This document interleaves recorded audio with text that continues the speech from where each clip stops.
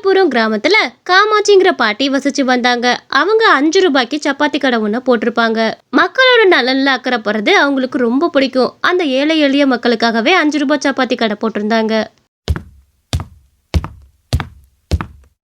வாங்க வாங்க, இந்த காமாட்சியோட 5 ரூபாய் சப்பாத்தி தயாரா இருக்குது. எல்லாரும் வாங்கம்மா, வந்து சாப்பிட்டு போங்க. அப்பா, ஒரு வழியா திறந்துட்டீங்களா? உங்க கடைக்கு வந்தாதாம்மா மனசார திருப்தியா சாப்பிட முடியுது. வேற எந்த கடைக்கு போனாலும் காசு ஒரு பிரச்சனையாவே இருக்கு பாத்துக்கோங்க. என் பையன் உங்க கடைக்கு தான் வரணும்னு அடம் பிடிச்சி கூட்டிட்டு வந்தான். அப்பதான் ஒரு 4-5 சப்பாத்தி நான் சாப்பிடுவேன்னா. உங்களுக்காக தானே இந்த கடையை போட்டிருக்கிறேன். நீங்க எப்போ வேணாலும் எந்த நேரத்துல வேணாலும் வந்து எத்தனை சப்பாத்தி வேணாலும் தாராளமா சாப்பிடலாம். என்ன, உட்காருங்கம்மா, சப்பாத்தி கொடுக்குறேன், சாப்பிடுவீங்க. பாட்டிமா, எனக்கு 5 சப்பாத்தி வேணும். ஒரே தட்டில் 5 சப்பாத்தி வச்சு கொடுத்துருங்க. அங்க வந்த கிராம மக்கள் எல்லாரும் ரொம்ப மனசார சாப்பிட்டு போவாங்க. அந்த அளவுக்கு தான் காமாட்சியோட பாட்டி கடை இருக்கும். அந்த ஊர் மக்களுக்கு இது ரொம்ப வசதியா இருக்கனால எல்லாரும் அங்கேயே வந்து தினமும் சாப்பிட ஆரம்பிப்பாங்க. அப்பா, மனசார சாப்பிட்டேம்மா, இந்தாங்க பணம், நான் கிளம்புறேன். என்ன, நீங்க யாரும் கவலைப்படாதீங்க. கூடிய சீக்கிரமே 3 நேரத்துக்குமே சாப்பாடு நான் இதே வேலையில கொடுக்க முயற்சி பண்றேம்மா. உங்களுக்காக கண்டிப்பா முயற்சி பண்றேன். என்னோட கிராம மக்கள் எல்லாருமே கஷ்டப்படாம நிம்மதியா வாழணும். அதுக்கேற்ற மாதிரி கண்டிப்பா நான் செய்வேன். பாட்டிமா, உங்க நல்ல குணத்துக்கு நீங்க ரொம்ப நல்லா இருப்பீங்க பாட்டிங்கம்மா. அப்ப ஒரு பாட்டி பக்கத்து கிராமத்துல இருந்து வந்திருந்தாங்க. ஏம்மா, இந்த கடையில் தான் 5 ரூபா சப்பாத்தி கொடுக்குறதா கேள்விப்பட்டேன். இந்த கடை தானம்மா? ஆமாம்மா, போர்டில் எழுதியிருக்கிறத பார்த்தாலே தெரியுது. ஏம்மா, எனக்கு இங்கே இருக்க சப்பாத்தி எல்லாத்தையுமே எடுத்துகிட்டு போகணும் பார்த்துக்க. நான் சும்மாலாம் எடுத்துகிட்டு போக மாட்டேன், அதுக்கான பணத்தை கொடுத்துட்றேன். என்ன, என்னோட கிராமத்தில் நிறைய பேர் ஏழை எளிய மக்கள் இருக்கிறாங்க. அவங்க எல்லாத்துக்குமே ஃப்ரீயாக சப்பாத்தி போட போகிறேன் பார்த்துக்க. அதுக்காக தான் உங்கள் கடையில் ஃபுல்லாக வாங்கிட்டு போகலான்னு வந்தேன். அப்படியா? இவ்வளோ நல்ல காரியம் பண்ண போறியா? தாராளமாக அந்த சப்பாத்திகள்லாம் எடுத்துகிட்டு போமா. ஆனால் என்னோட கிராம மக்கள் எல்லாரும் பசி பட்டினியாக இருப்பாங்களே. நீ சொல்லியிருந்தா நான் அவங்களுக்கும் சேர்த்தே எடுத்துகிட்டு வந்திருப்பேனே. சரி, பரவாயில்ல, இன்னைக்கு உன்னோட கிராம மக்களே இந்த சப்பாத்திகளை சாப்பிட்டோம். நீ எடுத்துகிட்டு போமா. ஆனால் அதுக்கான பணத்தை கொடுத்துரு. ஏன்னா நான் 1 ரூபாவாவது அதில் லாபம் பார்த்தாதான் என்னோட கடையை அடுத்தடுத்து நடத்த முடியும். என்னம்மா, நான் சும்மா எடுத்துகிட்டு போறேன் சொன்னேன். அதெல்லாம் நான் கரெக்டாக பணத்தை கொடுத்துட்டு தான் எடுத்துகிட்டு போய் பார்த்துக்க. இந்த எல்லா சப்பாத்தி கேட்டு 5 ரூபா போட்டு எவ்வளோ பில்லுன்னு சொல்லிவிடு. நான் எடுத்துகிட்டு போயிடுறேன் அதுக்கு தகுந்த மாதிரி. என்ன, அங்கேருந்த பாட்டி அந்த மொத்த சப்பாத்திக்கான பில்லுகளையும் கொடுத்துக்கிட்டு இருந்தாங்க. ஆமா, இங்க இருக்க மொத்த சப்பாத்திகளும் 1000 ரூபா பக்கெட்டு வருது, வாங்கிட்டு போய்க்கிறியா? அந்த பாட்டியும் அந்த சப்பாத்திகள் ஃபுல்லாத்தையுமே வாங்கிட்டு கிளம்புனாங்க. என்ன காமாட்சி, என்ன உன் கடையில் இன்னைக்கு சப்பாத்திகள் எதையும் காணா? அதுக்குள்ளேயா நம்ம கிராம மக்கள் எல்லாரும் வாங்கி சாப்பிட்டு போட்டாங்க? அவ்வளோ பசியா அவங்களுக்கு? ஐயோ, மன்னிச்சிருங்கய்யா. ஒரு அம்மா வந்து சப்பாத்திலாம் அவங்க கிராம மக்களுக்கு ஃப்ரீயாக கொடுக்கணும், ஏழை எளிய மக்கள்லாம் நிறையா இருக்காங்கன்னாங்க. அதுதான் சரின்னு கொடுத்து விட்டேன். நீங்கள் ஒன்றும் கவலைப்பட தேவையில்ல. நாளையிலேருந்து அதுக்கேற்ற மாதிரி சப்பாத்தி செஞ்சு ரெடி பண்ணி கொண்டு வந்துடுறேன். அவங்க கிராமத்துக்கும் ஏற்ற மாதிரி நம்ம கிராமத்துக்கும் ஏற்ற மாதிரி 2 பேர்த்துக்கும் ஏற்ற மாதிரி செஞ்சு கொண்டு வந்துடுறேன். நீங்கள் கவலைப்படாதீங்க. என்ன, சரிம்மா, உன் கடையை தான் நம்பி இருக்கிறேன். நீயும் காலை வாரி விட்டுறாத. உன் கடையில் தான் தினமும் வந்து ஒரு நேரம் பசியவாது ஆற்றிட்டு போயிட்டுருக்கிறேன். ஞாபகத்தில் இருக்கட்டும். என்ன, நான் கிளம்புறேன்.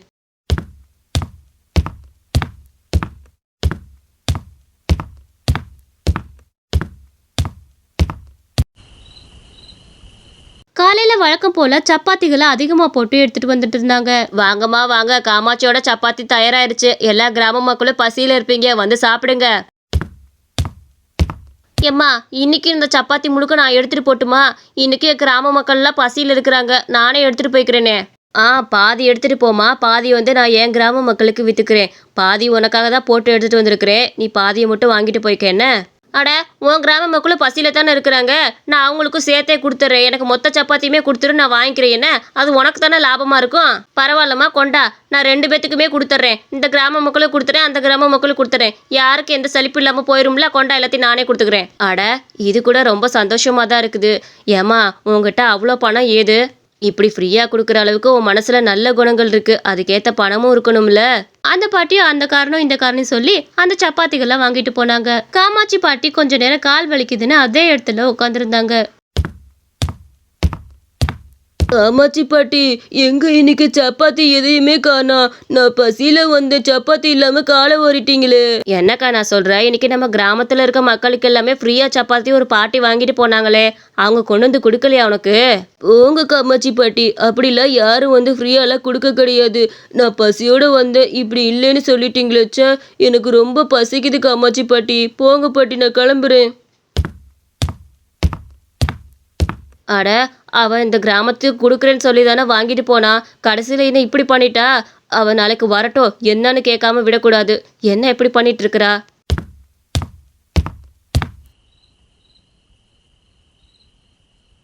இரவு நேரத்துல அந்த பாட்டி வந்து கூப்பிட்டுட்டு இருந்தாங்க திரும்பவும். ஏம்மா காமாட்சியா கொஞ்சம் வெளியே வரியாம்மா? என்னம்மா, எதுக்காக என்னை கூப்பிட்ட? நான் கேட்கணும்னு நினச்சேன். என்னோட கிராமத்துக்கு நீ சப்பாத்திகளை தரேன்னு சொன்ன, ஆனால் ஒருத்தர் கூட நீ கொடுத்ததா வந்து என்கிட்ட சொல்லவே இல்லையே. அட மன்னிச்சிருமா, பக்கத்து கிராமத்தில் கொடுத்துட்டு வரதுக்குள்ளே இந்த கிராமத்தில் வாங்கிட்டாங்க கொஞ்சத்தை, அதனால தான் உன் கிராமத்துக்கு கொடுக்க முடியாமல் போச்சு. சரி, நாளைக்கு 3 கிராமத்துக்கு சேர்த்தே கொடுத்துருவோம். அதுக்கேற்ற மாதிரி சப்பாத்திகளை செஞ்சு வச்சிரு. என்ன 3 கிராமத்துக்கு கொடுத்துக்கலாமா? கவலைப்படாத, நான் கொடுக்கலன்னு நினச்சி வருத்தப்படாத. எல்லாம் நேரம் என்ன, மற்ற கிராமத்தில் இருக்கவங்களும் பசியில் வந்து வாங்கிட்டு போயிட்டாங்கம்மா. அப்படியா? நான் கூட உடைய தப்பாக நினச்சிட்டேம்மா. சரி பரவாயில்ல, நான் நாளைக்கு அதுக்கேற்ற மாதிரி செஞ்சு வச்சிடுறேன். காலையில் வந்து வாங்கிட்டு போய் எல்லாத்துக்கும் கொடுத்துரு. என்னவோ, சரி நம்ம வீட்டுக்குள்ளே போய் தூங்குவோம். அப்போ தான் காலையில் சீக்கிரமாக எந்திரிச்சு சப்பாத்திகளை செய்ய முடியும். என்னம்மா, எல்லா சப்பாத்தியும் செஞ்சு முடிச்சாச்சா?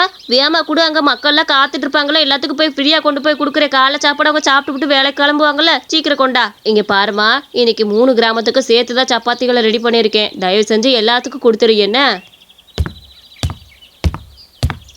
அப்ப கொஞ்ச நேரத்துல அங்க ஒரு பொண்ணு வந்தா. காமாட்சி பாட்டி, நான் உங்ககிட்ட ஒரு முக்கியமான விஷயம் சொல்லலாம்னு தான் வந்தேன்.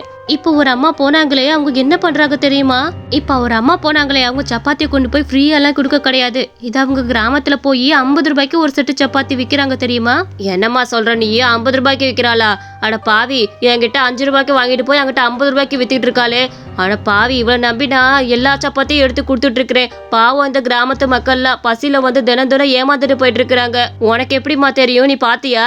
என்ன காமாட்சி பாட்டி, நான் பொய்யா சொல்ல போறேன்? சத்தியமா சொல்றேன், அந்த பாட்டி அந்த வேலையதான் பாத்துட்டு இருக்காங்க. இவங்களுக்கு நீங்க தினம் கொடுக்கறத பூரா காசா பாத்துட்டு இருக்காங்க. அவங்க மக்களுக்கு யாருக்கும் அவங்க கொடுக்கறது கிடையாது. இதுல இருந்தே நீங்க புரிஞ்சுக்க வேண்டாமா?